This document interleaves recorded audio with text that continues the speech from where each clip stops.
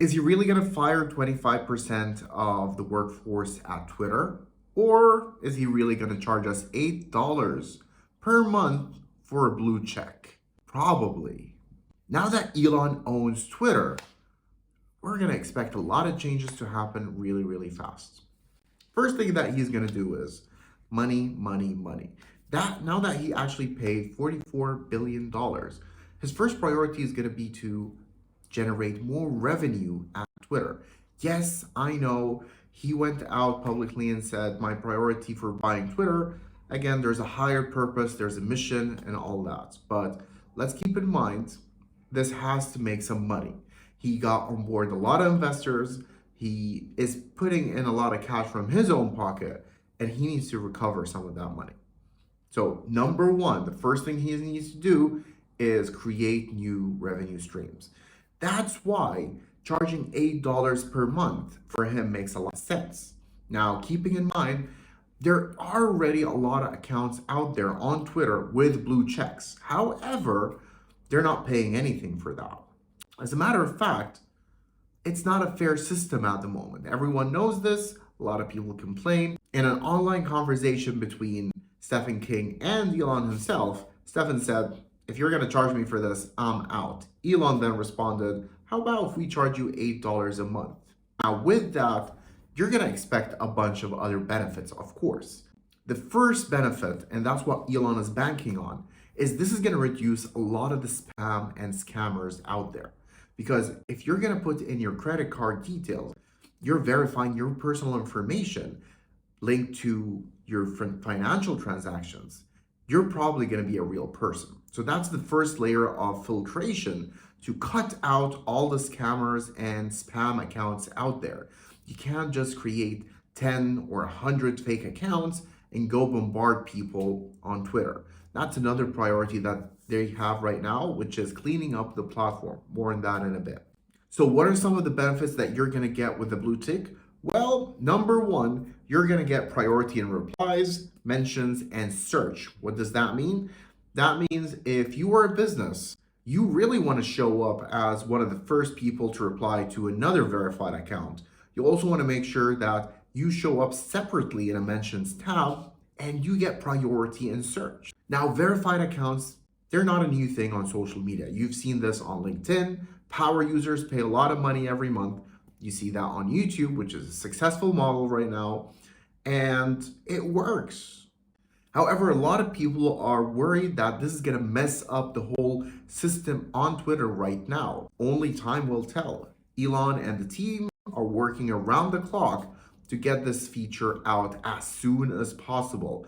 They're working on weekly sprints right now, and it's been reported that he is working his team extra hard, getting them working on 12-hour days, 7 days a week to get this first feature out. What else comes with the blue tick? Well, this is a very smart way to monetize the platform, but it also gives content creators a great opportunity on the platform.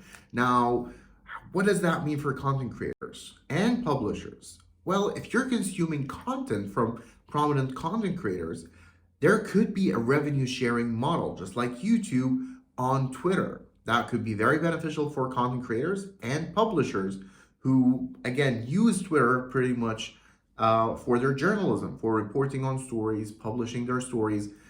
Elon talked about this a few times in interviews, and it could be a very interesting system if done properly. Again, this isn't really something new, but we've seen this work really well on every other single platform. We've seen funds and revenue share on Facebook, YouTube, TikTok, and it works really well in attracting talent and building up the creator economy on those platforms. Will we see that happen on Twitter? Well, conversations are really interesting right now. We saw a very interesting poll from Elon Musk himself saying, should I bring Vine back?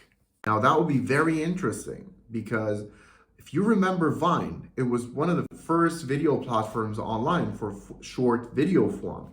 And a lot of great content creators started on Vine before moving on to other platforms. But where Vine failed, Twitter now is promising to pick up the pace and fix the mistakes.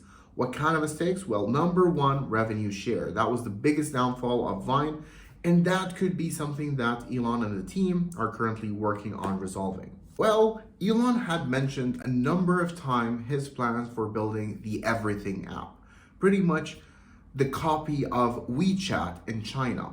People pay for their groceries and pay each other using WeChat. They consume a lot of their content through the platform, and they also use it for messaging and a lot more.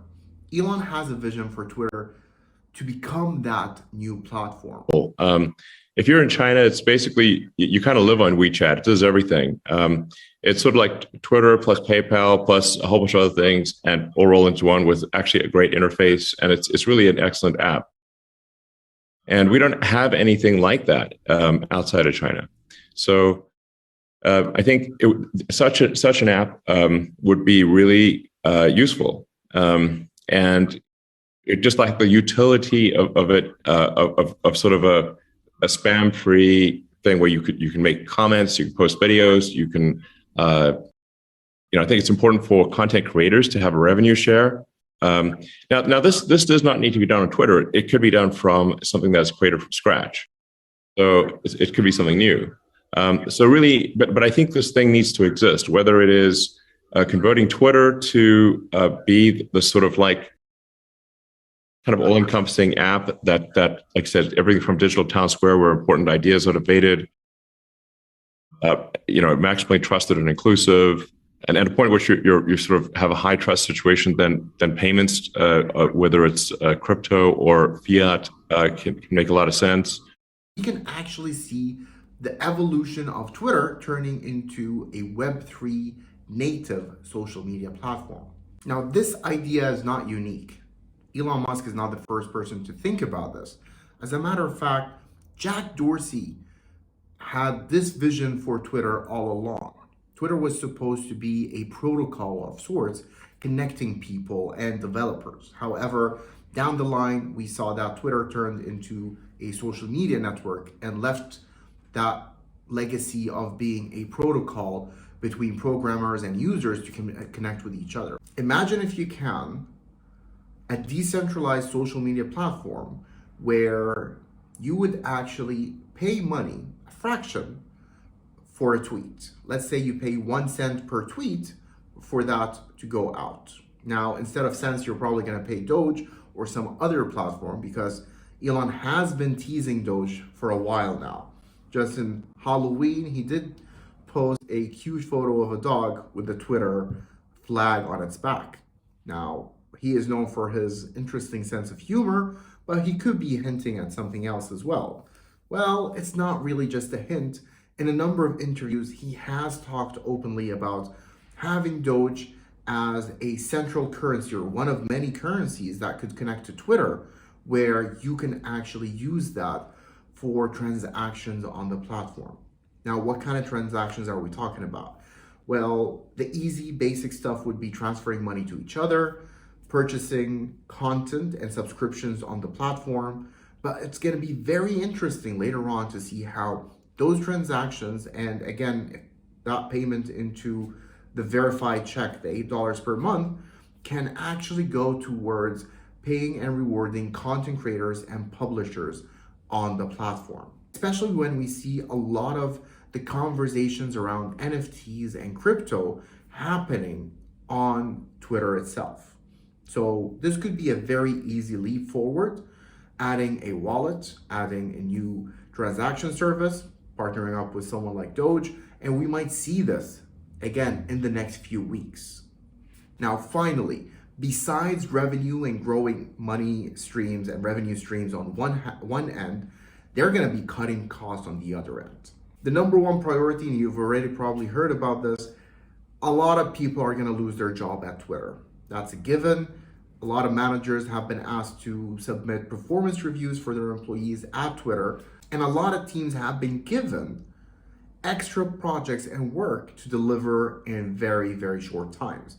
We've heard of a lot of people spending the weekend sleeping at the Twitter headquarters to deliver on those projects and work really hard on these sprints to release these new features that we've been talking about. Now, a lot of people are going to be let go of Twitter, But not everyone is going to be pushed out the hard way. A lot of people are going to be softly pushed away, given that we know the history of how Twitter really pampers their employees.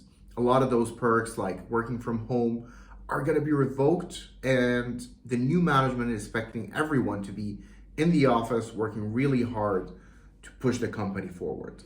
Now, this is not going to sit well with a lot of the employees, so we're expecting a lot of people to submit their resignation and try to find a work environment that fits the tempo that they are used to. The next few weeks are going to be very, very interesting as we see new changes to the platform and a lot of lawmakers reacting to this acquisition. A lot of change is definitely coming our way, and Twitter could end up being a very interesting social media platform to be on. If you're a content creator, now is probably one of the best times for you to actually get on the platform and try to build an audience there.